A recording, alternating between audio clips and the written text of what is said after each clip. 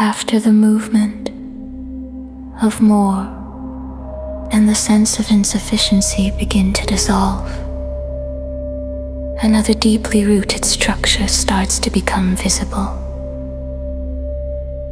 The need for control. At first, control appears practical, necessary. You control actions, organize your life, make decisions, plan ahead. This is functional. But beneath this practical layer, there is another form of control. Psychological control. The attempt to manage experience itself. To control thoughts, to control emotions. To control outcomes, to control how life unfolds. This movement is subtle, often unnoticed, because it feels like responsibility, like intelligence, like preparation. But when observed closely, something begins to reveal itself. Control is rooted in uncertainty. The mind does not know what will happen,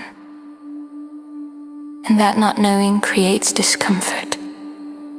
So it tries to reduce that discomfort by creating a sense of control. It plans, it predicts, structures. It tries to ensure that things will go a certain way, but psychologically, this goes further. The mind tries to control how it feels.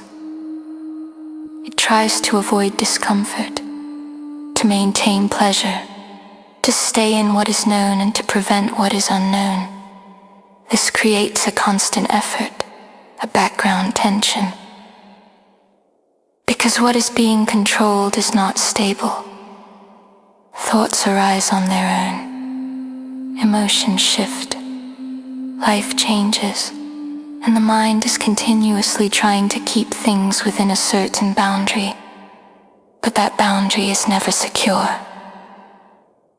Because life is not fixed. So the effort continues, and with that effort comes strain. The more the mind tries to control, the more it becomes aware of what it cannot control. And this increases the sense of instability, which leads to more control. And the cycle continues. This reveals something important. The need for psychological control is not about actual necessity. It is about the desire for certainty, the desire to feel secure, to know, to stabilize what is inherently unstable. But when attention begins to see this clearly, something begins to shift. The question is no longer how to control more effectively. It becomes, is control at a psychological level actually possible? Or is it an attempt to manage what cannot be managed?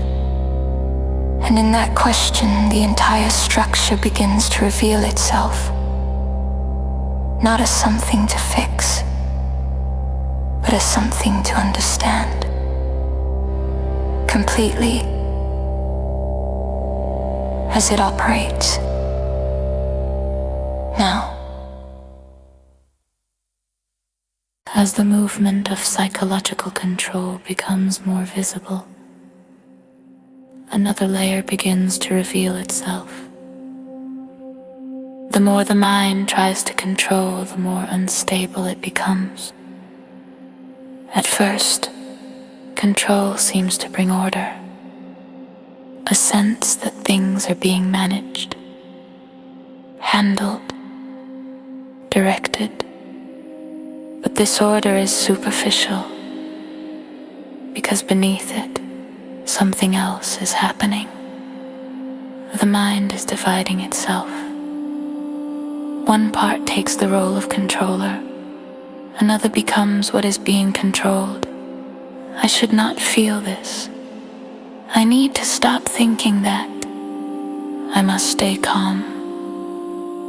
In these statements, there is already division. One movement of thought trying to regulate another, but both are part of the same structure, the same mind.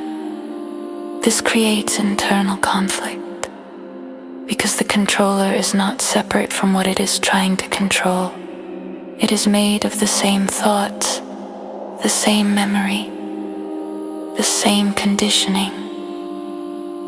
So when one part tries to dominate another, it creates friction, resistance, strain. The more effort applied, the stronger the resistance becomes. This is why attempts to control thought often lead to more thinking. Attempts to suppress emotion intensify it. Attempts to force calmness create more agitation. The mind is caught in a loop, trying to stabilize itself through the very activity that creates instability. This leads to a deeper kind of disorder, not visible externally, but internally. A constant tension, a sense of effort, a background unease, because nothing is ever fully under control. Thought continues, emotion shifts, unexpected reactions appear, and each time this happens, the mind reacts again, trying to regain control, trying to restore order. But the more it tries, the more complex the internal movement becomes. Because each layer of control adds another layer of division, another layer of conflict. This reveals something fundamental. Control does not create order. It creates fragmentation. It divides the mind against itself. And in that division, there is no true stability. Only temporary management, followed by further disturbance. But when attention begins to see this clearly, something begins to shift. The effort to control starts to lose its intensity, not because control is rejected, but because its consequences are understood. The mind begins to see that what it has been doing is not resolving disorder. It has been maintaining it. And in that realization, something important happens. The movement of control begins to slow. Not through discipline, but through clarity.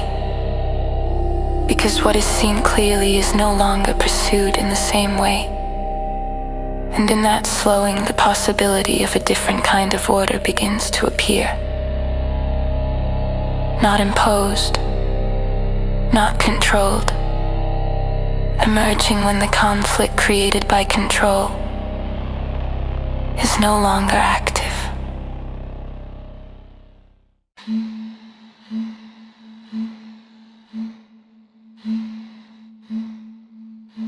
When the movement of psychological control begins to come to an end, something very different starts to reveal itself. Not chaos, as the mind once feared, but a different kind of order. One that is not created, not imposed, not maintained through effort. For most of life, order has been associated with control, with discipline, with structure, with the idea that without control, everything would fall into disorder. But this assumption is based on fear, the fear that without direction the mind will become unstable, that without management, experience will become overwhelming. But when control is no longer operating in the same way, something unexpected becomes clear. The disorder was not coming from the absence of control. It was coming from the conflict created by control. The division, the resistance, the constant effort to shape experience. Now, without that division, something begins to settle naturally. Thought still appears, emotion still arises, but they are no longer being interfered with, no longer being suppressed or forced into a particular form. They move, they unfold. And because they are not resisted, they do not accumulate in the same way. There is no buildup, no pressure, no unresolved tension being carried forward. Each movement completes itself. This creates a kind of order that is not rigid, not fixed, but fluid, responsive, alive. It is not based on controlling what happens. It is based on allowing what happens to be seen clearly. And in that clarity, action arises appropriately, without distortion, without conflict, without the need to impose structure. This is a very different kind of intelligence. Not the intelligence of control, but the intelligence of direct perception. Seeing what is, and responding from that seeing. Not from fear, not from conditioning, not from the need to maintain an image or outcome. In this way, order is no longer something the mind creates. It is something that appears when the interference of control is no longer present. It is natural, effortless, not because nothing happens, but because everything is allowed to move without being divided against itself. And in that, something becomes clear. The mind never needed to control in order to be stable. It only needed to see, because in seeing there is no division. And where there is no division, there is no conflict. And where there is no conflict, order is already there. Not as something achieved, but as something that was always possible. Once control is no longer distorting it.